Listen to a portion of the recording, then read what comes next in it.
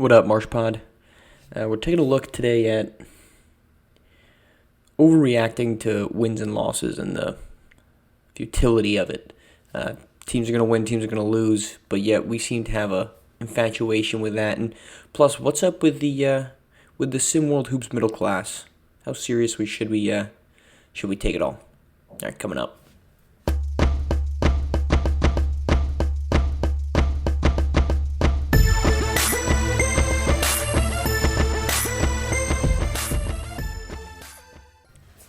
There seems to be a lot of hullabaloo every time a big team wins.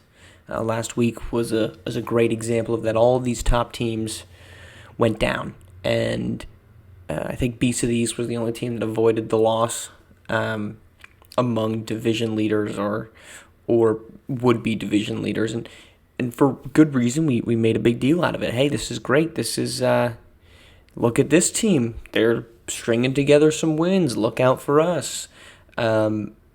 But when did we ever say that any of these teams were unbeatable? When did a top team go undefeated? When was that going to be a realistic outcome? Remember the number of times that a team in college basketball has gone undefeated? 7. 7 teams have gone undefeated, and the last one was in 1976. Kentucky was the most recent team that had a shot at it. They lost in the Final Four to Wisconsin. When was the last NFL team to go undefeated? Also the 70s. It's been once. Obviously, NBA, MLB, no one's going undefeated. But that's the point. We're playing the best example sample size would be both college basketball and NFL to SimWorld Hoops. And going undefeated is unheard of. It's rare. It's cared about when it happens because it's so improbable. Yet, we look at last week and we say, wow, Showtime loses by 15 to Africa. Latin America beats Best Coast Ballers, and we start losing our collective minds. These teams are going to lose. Every single team in SimWorld Hoops, spoiler alert, has lost a game. Every single team in the NBA has, breaking news, lost a game. In fact, winning consecutive games to that degree is so improbable that in the NBA, no team has ever won every single playoff game. Only 2 teams have lost once. The Warriors, the longest to do it, 15 straight, but they had arguably the greatest collection of a starting 5 in NBA history, and even they couldn't win 16 in a row. Losing is part of sports. It's what makes sports incredible. It's what makes sports entertaining. The improbable, the unknown, that's why we tune in. The Miami Heat, heck, they were barely above 500, if that, this season, yet they're 3 wins away from the NBA Finals after winning last night. The Boston Celtics were down 3-2. Teams lose. Teams lose to teams they shouldn't lose to. But that doesn't mean we should start disregarding the good teams. And at the same time, it shouldn't mean that we start completely overreacting to a win by a bad team. Teams are going to lose, and I know this is a crazy philosophy, but teams are going to win as well, believe it or not. So all of these teams that are getting good wins over better teams, that's going to happen. It's going to keep happening. But we can't keep acting like that is the end-all, be-all. Because at the end of the day, those good teams should be the ones standing around at the end. Now, our race to 1 is going to be a difficult one to track because single elimination is going to inevitably take out some of our best teams at the beginning of these playoffs. It's going to happen. This league is going to see that happen. You cannot tell me right now that FAU was a better basketball team than Purdue. But Purdue couldn't put it together in the playoffs in the national tournament last season.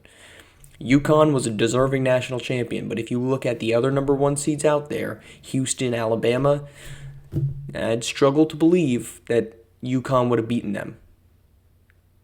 What I'm saying is that good teams are going to lose. That doesn't make them a worse team than the team they lost to in that individual game. It's why series, in my opinion, is forever the better way to go when deciding a champion. That's not me advocating for a rule change in SimWorld Hoops. I'm just stating an opinion. Series, you get to actually see the playing out of a better team executing. But you're going to lose games, man. It's part of it. Good teams are going to lose. Let's stop overreacting. All right, the SimWorld Hoops middle class. I took a look at every single team in both conferences, the Legacy and the Legend, that were 2 games above to 2 games below 500. So we'll start with the Legacy Conference. These are seeds 4 through 11 right now. Remember, top 8 teams make the playoffs. Gotham 5 at 8-6, Run DMV 8-6, Reigning Trays 8-7, Bad Boys 8-7, Europe 7-7, Lakeshore Drive 7-8, Beyond the Arch 7-8, SimWorld Atlanta 6-8. Okay, that's 4 through 11. Meanwhile, in the Legend Conference, this is 5 through 11. Showtime's 8-6, Yacht Club 7-7, AT Aliens 7-9, Queen City Kings 7-9, Gulf Coast Lockdown 7-9, APAC 6-8. This is a big middle class, and a few of these teams have looked better than others. Showtime, Run DMV, Gotham 5 before they lost 4 in a row. But the biggest issue for every single one of these clubs is consistency. They cannot string together long periods of wins without that being immediately followed by extended weeks of inconsistent basketball. No team has a winning streak longer than 4 games in this group, and that is only 3 teams. Gotham 5, Showtime, and AT Aliens. But AT Aliens is still 500 because they had an atrocious start to the regular season. Everybody else, their longest winning streak is between 2 games and 3 games, which means they'll play good for a couple weeks, like I just said, then they'll play bad. They'll lose a couple games.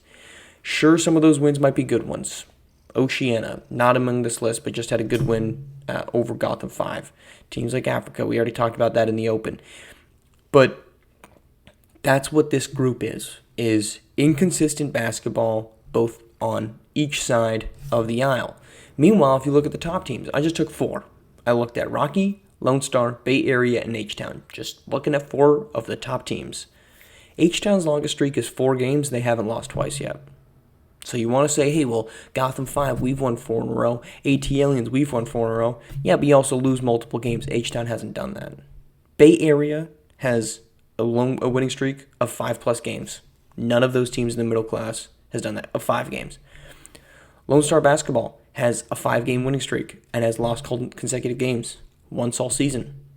Rocky Mountain has 2 5-game winning streaks, which they've sandwiched and now are on the back end of a losing streak. But they've been able to string together not just good basketball. Good basketball is 3 wins. Better basketball is 4 wins. But they haven't had the type of 1-in-5 stretches that buries a team. And that's what every single one of these teams in the SimWorld Hoops middle class is doing. They do not string together consistent basketball for longer than a blip on the radar. It comes, it goes, and it's on to the other thing. The pendulum swing between these teams, or among these teams, is massive. So what's the point? The point is these teams are just proven to be inconsistent, and they can't string together wins without also stringing together losses. That shouldn't discredit them, right? Top 8 teams are going to make it. That means among this group, 4 through 11 in the Legacy Conference, half those teams are going to make it into the playoffs, right? Actually, more than half. 5 of those teams are going to make it. Same thing with the Legend Conference, 5 through 11. 3 of those teams are going to make it. 3 of those teams aren't. Who's going to be that team? I don't even know. I don't even want to put a name on it because it's going to be literally whoever comes in and has the longest extension. But every time we think somebody's coming in to turn the corner, Queen City Kings, Gulf Coast Lockdown, Yacht Club, they lay an egg, they fall back to where they've been. This is going to be a season-long thing. We're not going to give you middle-class updates every single week to figure out where teams are at. You can look at that on your own. But the frustrating part is that they show flashes and they want to talk. They want to, here we come. We've won 2 in a row. Sweet, man. Congrats. You beat South America, who, by the way, nobody's talking about the fact that they haven't won in months, except I think James Canton did it. Then they lose a couple games and they go silent. All that jibber jabber. Hey, watch out for us. We're a top team. Okay, you're looking good. Let's see what you do. And then you lose 3 in a row. Okay, where were you? What team are you? Are you the good team? Or are you the bad team? If I had to put money on anyone, because I know y'all like that, I do Run DMV and Gotham 5 if they fill their coaching vacancy, Showtime or Yacht Club. They have the things that I've talked about many times, the pieces that you need to win. But truthfully, despite this being the midway point of the season, this is still relatively small sample sizes. 13, 14. I don't think anybody's hit 15 games yet. Everyone in that group I take that back, Bad Boys and Reigning Trays are both at 15. AT Aliens, Queen City Kings are also at 15. That's it. I got 4 teams that have actually hit the midway point. That's still a pretty small sample size. So in 2 weeks, Showtime could pop off. They could be back near the top. APAC could hit an extended losing streak. They could be completely out of this thing. But overreacting to every win as being a jumping point or a loss being a sinking point is foolish, because mediocre teams have a season full of those moments. These teams are showing us that they're mediocre. Have a great weekend.